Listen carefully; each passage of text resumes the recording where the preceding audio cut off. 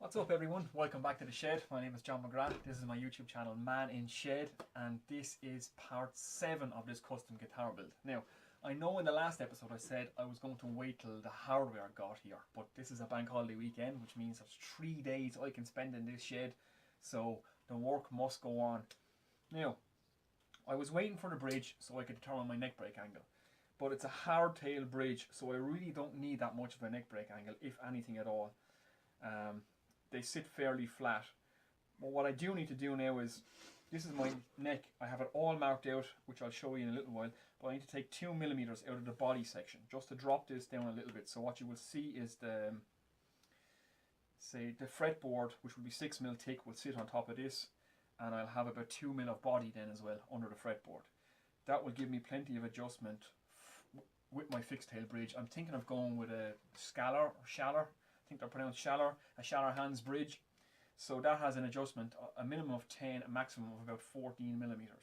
So with 2mm of body, 6mm of fretboard, and about 2.5mm of frets, that puts my, and then I suppose I want to be 2mm above, about a mil or two above my frets. So that should give me plenty of what I need. So I can begin cutting out this neck. So it's getting to the kind of serious end of things. Yeah, it's really make a mistake now, and this is all be for nothing. So I'm going to have to take my time and go through this nice and methodically and make sure everything is right. So what I've done while you were away is I've thicknessed a piece of cherry. I'm thinking about using this piece of cherry for my fretboard.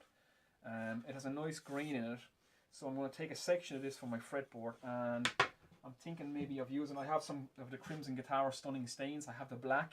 I think I'm going to put the black stain into this, then sand it back just to bring out all the lines of the grain all the way along the fretboard. And then for inlays, I'm thinking of copper.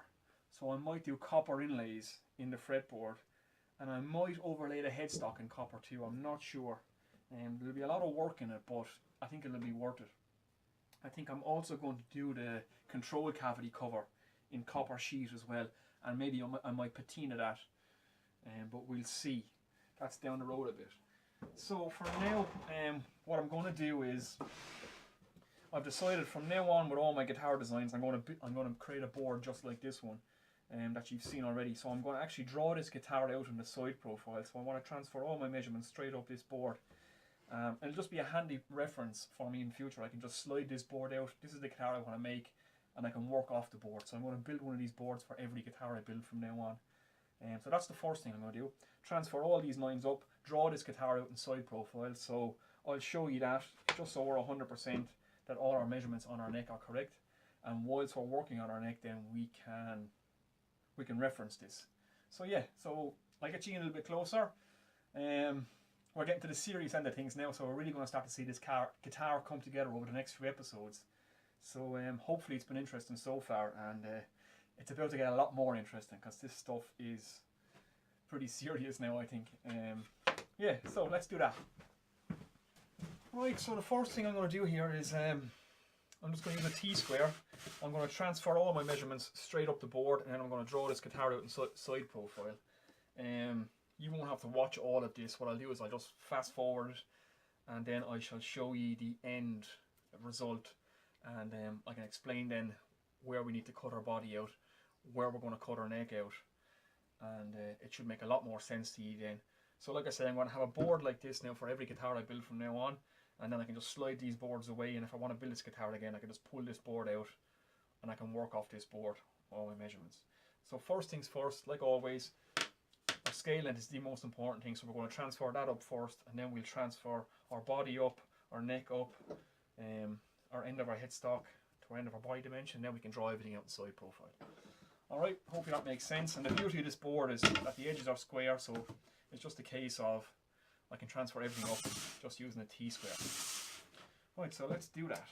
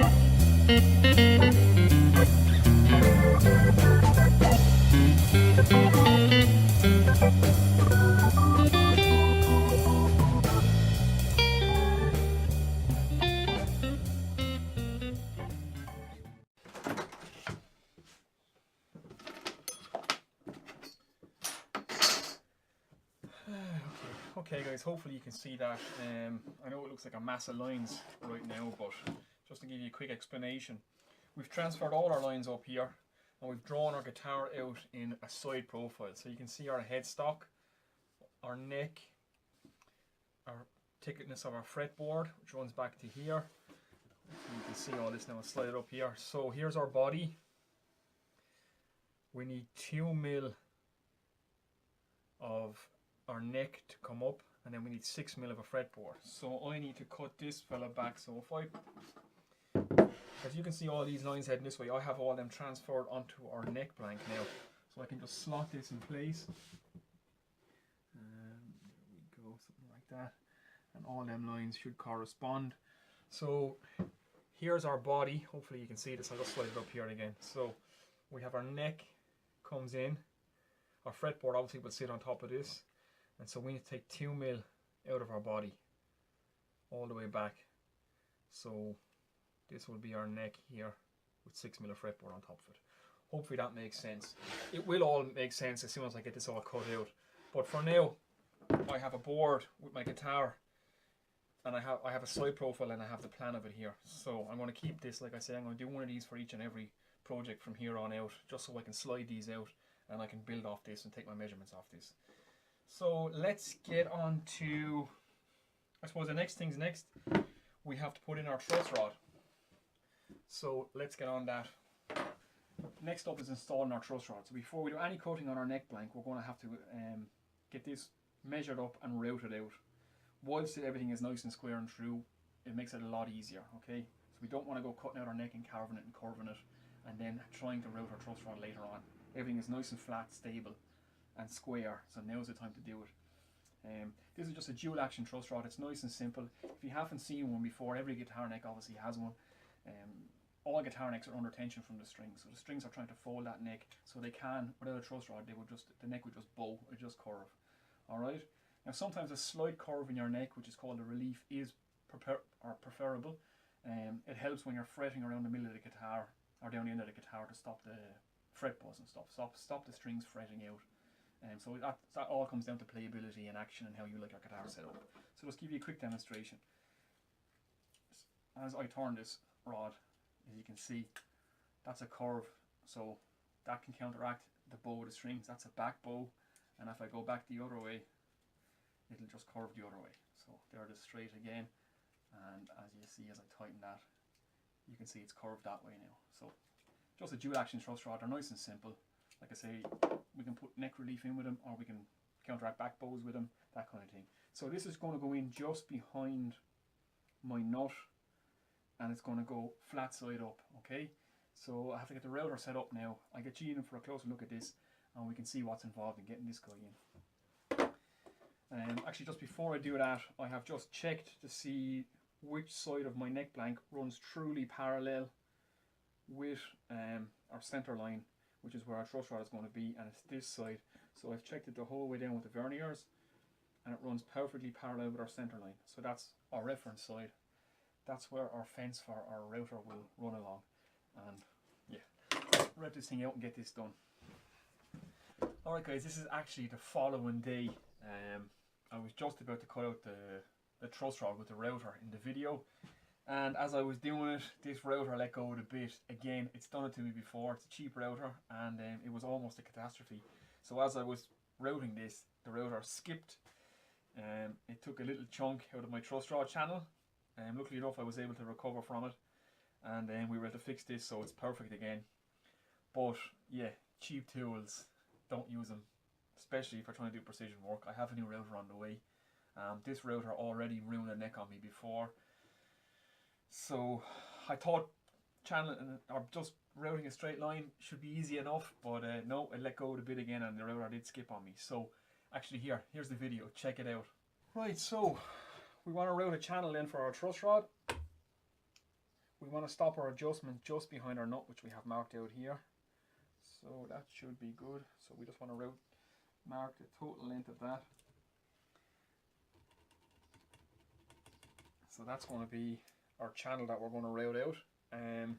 Obviously this end is a little bit wider, but we can sort that after we have the channel routed out. We can just widen this, we can use a chisel, or we can use a slightly wider router bit.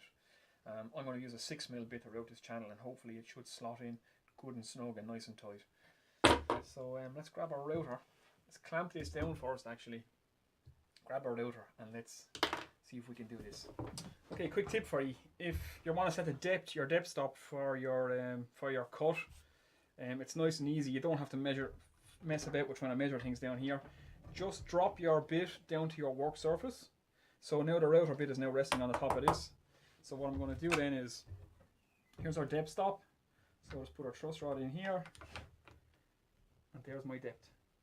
Nice and simple. Don't have to mess around with any measuring tapes or special measuring things for trying to measure how far out you need your cutting bit to come. So yeah, that's it, nice and easy. There's our depth set into our depth stop. So we'll take a couple of passes at this and we shall, yeah, it's squeaky bum time. Okay guys, hopefully you can see that. What I actually just done is I've got my router, I've put my router bit down onto my work surface and I've just dragged it back, and as you can see it has scribed a line perfectly along our center line. Okay, that's good. We know we're in the right position now, so we haven't taken any cuts or done anything. We've just used our router bit just to scribe that line, and it has scribed our pencil mark away perfectly. So we're good and lined up. So I think we're ready for our first pass at this. Here we go, here we go. Okay, here we go, here we go.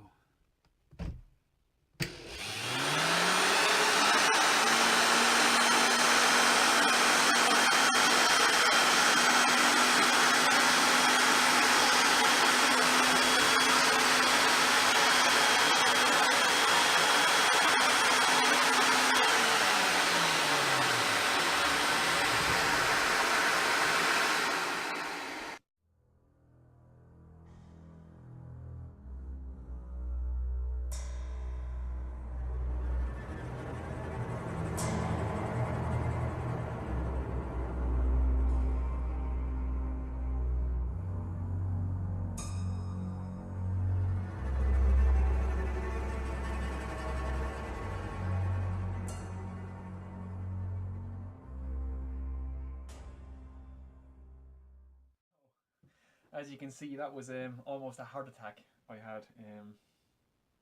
Yeah, so like I said, I've repaired this now. It's all good to go. We're nice and straight and it's good and tight. We have a good snug fit for our truss rod, so it's sitting nicely in our channel. Again, it's not 100% perfect, which is not well, it's going to work perfectly, but you know, I'm not happy when you make little mistakes like that. I like things to be absolutely perfect, but it will be under the fretboard, it will work perfectly, and like I say, we recover from the mistake. In the finish, I had to screw a piece of timber onto this router so I could stop it from jumping, just to finish this channel. And like I say, that won't be getting used again. So, crisis averted.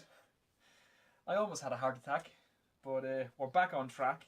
So in the next episode, it's going to be cutting out the neck on the bandsaw. And fingers crossed, no more mistakes. Alright guys, I've been John McGrath. This is Man in Shade. Thanks for watching.